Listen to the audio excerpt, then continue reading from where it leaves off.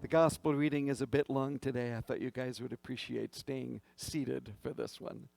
So this is Jesus' Sermon on the Mount, at least the beginning of it. We'll be continuing it next Sunday.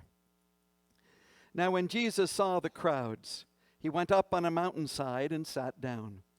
His disciples came to him, and he began to teach them.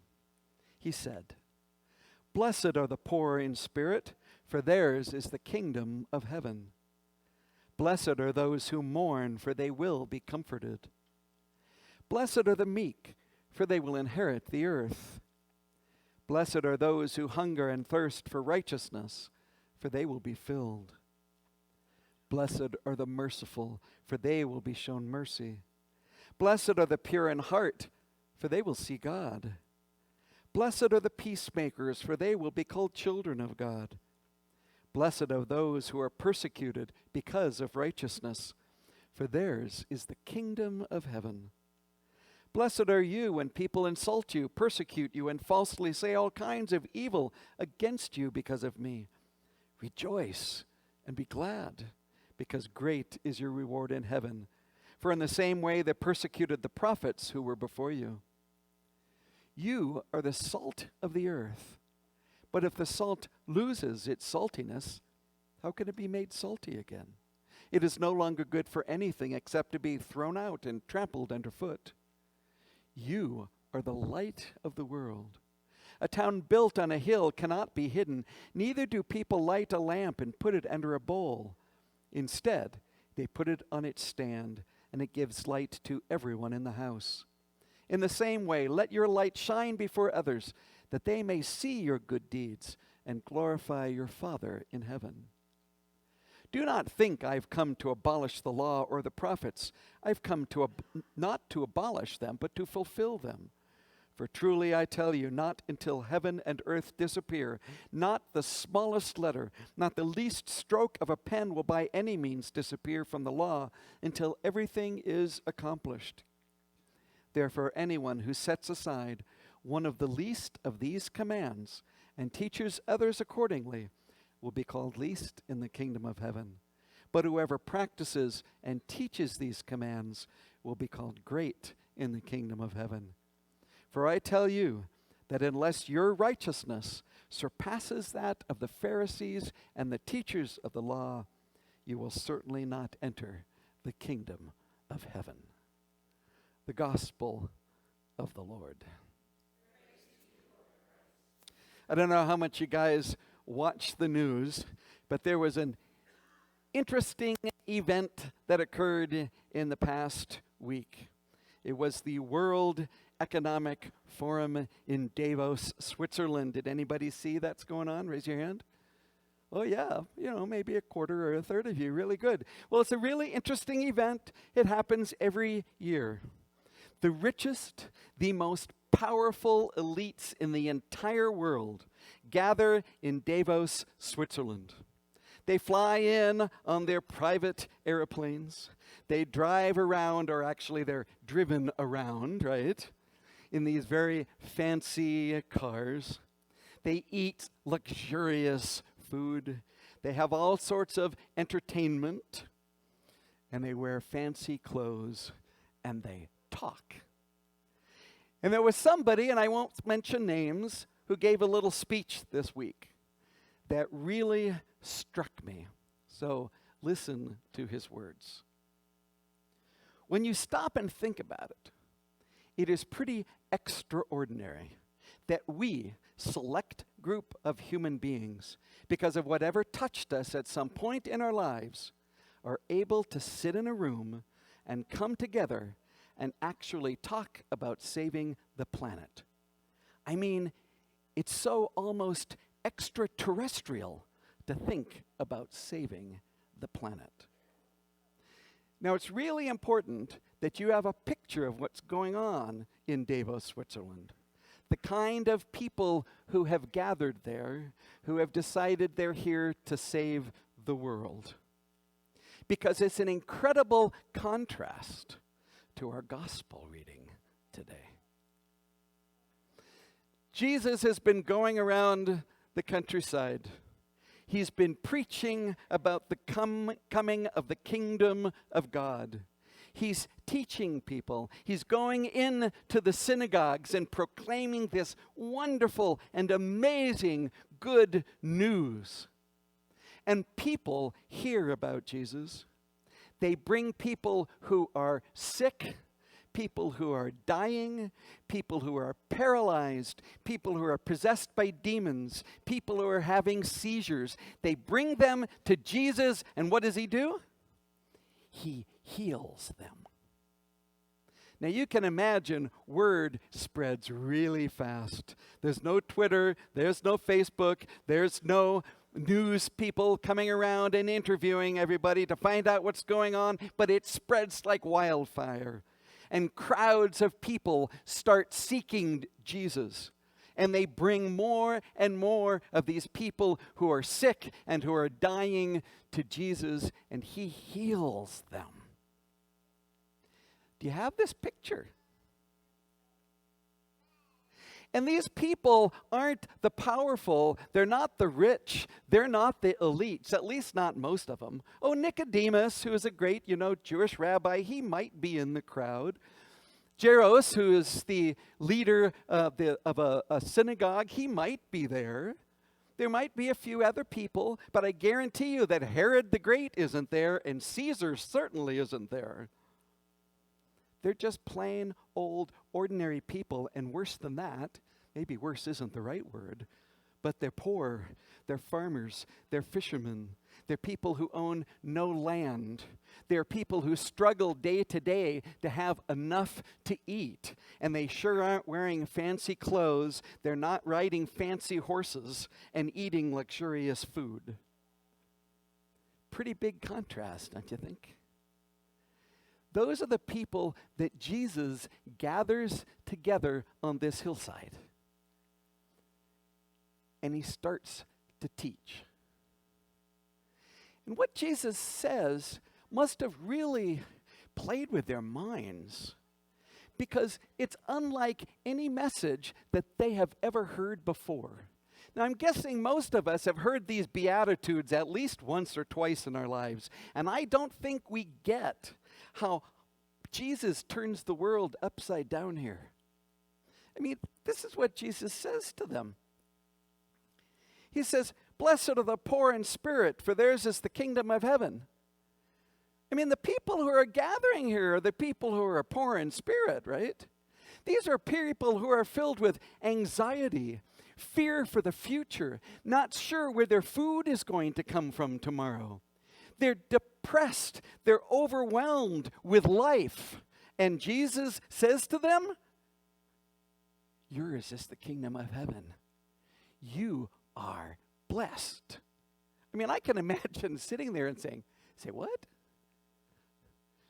Do you understand, Jesus, what my life is like?" And then Jesus says, "Blessed are those who mourn, for they'll be comforted." So all these people out there who've had a loved one pass away, who know that they're dying, who've brought a friend or a relative with them because they're crippled, they're sick, they're suffering, their hearts are broken. And Jesus says, "You're blessed." Then Jesus says, "Blessed are the meek, for they will inherit the earth." The meek? Me? I have no power. I have no authority. I'm subject to the whims of the powers that be in this world, and I can do absolutely nothing about it. And you're telling me that I'm going to inherit the earth and that I'm blessed? Blessed are those who hunger and thirst for righteousness, for they will be filled. I mean, these people never experience justice. Justice is only for a select few, and for all the rest of the people, they might as well forget about it. They feel empty. They feel hollow inside. And yet Jesus says, "I'm going to be filled. I'm blessed." That's pretty profound. Jesus is describing for them who they are the life that they're experiencing. He knows the suffering that they're going through. But what Jesus is saying to them is that you're blessed. Now, you've probably heard, the be happy attitudes and this idea that blessed means to be happy. That's a lie. Blessed does not mean to be happy. Blessed means to be favored by God. Now, it's easy to say, well, wait a minute. Jesus, I'm blessed because I'm poor in spirit and I mourn and I'm meek and I hunger and thirst for righteousness. Well, that doesn't sound like much of a blessing, does it? That's because we're not listening to the words of Jesus. He's not saying that if God is blessing you with being poor in spirit. God is saying you who are poor in spirit, God is going to bless you with the kingdom of heaven. You who are mourning, God is going to bless you with comfort. You who are meek and powerless and overwhelmed by the world that is pushing you under its thumb, God is going to bless you with the entire earth. You who never get justice, you who hunger and thirst for righteousness, God is going to bless you by filling you up and making things right. Now, doesn't that change your perspective? One of the mistakes I think that people make, and frankly I read this all the time, is they look at these first 4 Beatitudes here and they turn it into a law. Have you ever heard anybody do that? What they do is say, you've heard it, Carl, right? Yeah. And so you need to be poor in spirit, and then God will bless you. You need to mourn, and then God will comfort you. You need to be meek, and then God will comfort you. You need to experience injustice, and then God will take care of it for you and fill you up. You see what I'm doing? They make this little checklist of all the things that you have to do. They don't listen. You can't earn or get a blessing. Why? It's a gift. Jesus is saying, I get it. Life is hard. But what's amazing is that your heavenly Father is right there in the midst of it. He has not abandoned you. You have his favor. He's chosen you. Can you imagine how that would have affected these people? To hear that God favors them, that God chooses them, and that God is right there with them. And then he says, so the next Beatitudes, in my perspective at least, Jesus describes how do we respond now. And he says this, blessed are the merciful, for they will be shown mercy. In other words, be compassionate to one another. Forgive one another. Because when you're compassionate and you forgive one another, guess what? God is going to be merciful and compassionate and forgive you. He's going to bless you that way. Blessed are the pure in heart. So don't worry about all this stuff that's going on in the world. Focus on who God is. Be true to God. Be true to God's law. Walk as a child of God. And when you do that, you will see God. That's a little scary in a way, huh? And blessed are the peacemakers.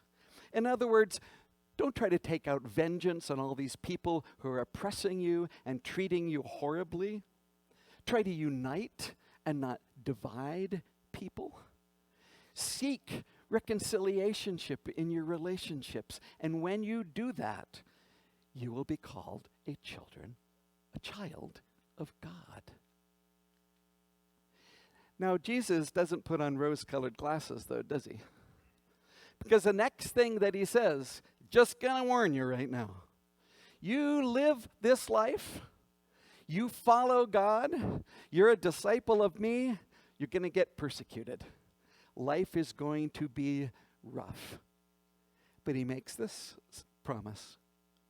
Yours will be the kingdom of heaven. Rejoice. Be glad, he says. See, this isn't a list of commands.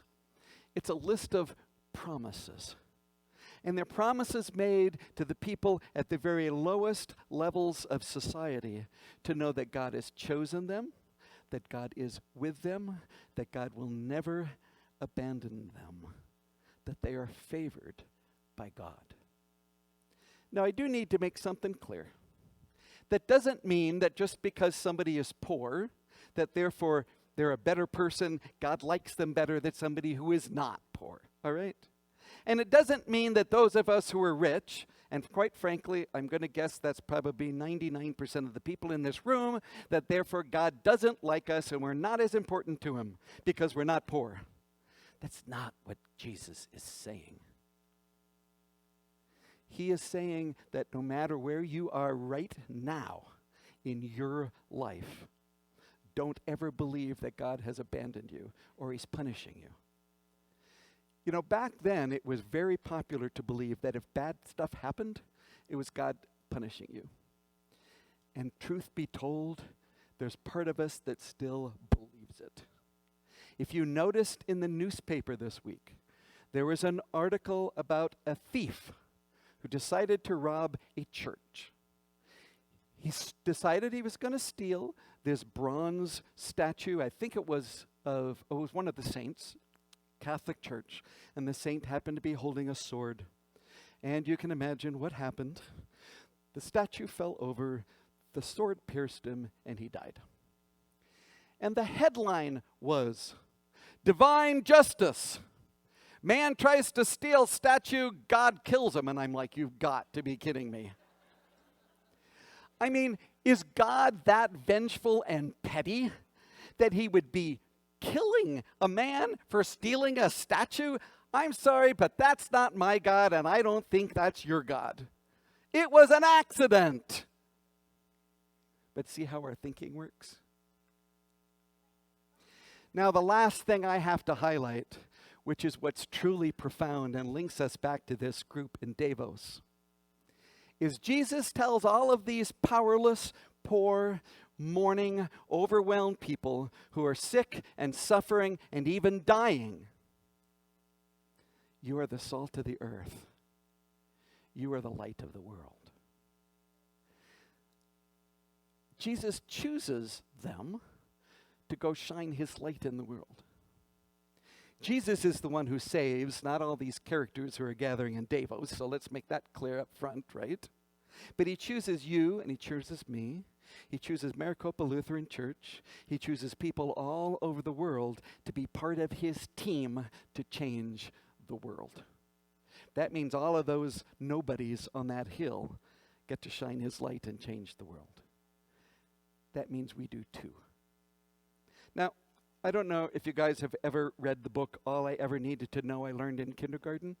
Yep, a few of you have read that? Okay, by a guy named Robert Fulghum. And he tells this story about many years ago. He was in Greece. He was taking like this week-long seminar from this Greek professor. And on the very last day of class, the professor is saying, okay, any final questions? And he answered the final questions. Well, finally, Robert raises his hand and he says, "What is the meaning of life?" Everybody in the room starts to roar with laughter. But he starts to answer the question. See, he grew up in Greece during World War II. There had been an accident with some Nazis who were riding motorcycles outside of his home. And when he went out after everything had been kind of cleaned up, he found this round mirror sitting on the gravelly road. And he picked it up and he thought, this is really cool. And as a little kid, I can imagine this because I know I do this. He started to play with the mirror. And, you can reflect the light, And then there's a lot of rocks, in Greece and dark crevices and caves. And he'd take his mirror and he'd try to pick up the light and shine it into the caves and in the dark crevices. Well, as he got older, he kept that mirror. And it dawned on him that that's kind of a metaphor for life when you think about it. He said, I'm not the light. But my job, my role, my mission, my purpose in life is to take that light and shine it in the darkest, deepest places in the world. And that's what Jesus is telling these people on this hill. That's what Jesus is telling you, and he's telling me. We get to be the mirror. We get to shine the light of Christ into the deepest, darkest, most forlorn, heartbreaking, painful places in the world, so that this world knows without a doubt that they are blessed, that they are favored by God, that they have been chosen, and God will never, ever abandon us. Thanks be to God.